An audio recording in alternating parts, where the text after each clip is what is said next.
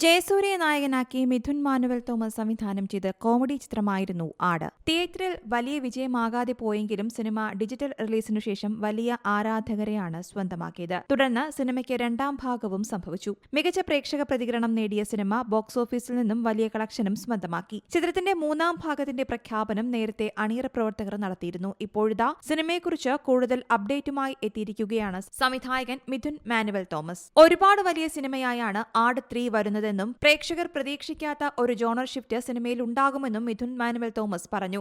നമ്മൾ കണ്ടിട്ടില്ലാത്ത തരം സിനിമകൾ അവതരിപ്പിക്കുന്നതിനാലാണ് ഇപ്പോഴത്തെ ഫിലിം മേക്കേഴ്സ് ശ്രദ്ധ കൊടുക്കുന്നത്. ടെക്നോളജി ഒരു പരിധിവരെ നമുക്കിന്ന് അഫോർഡബിൾ ആണ്.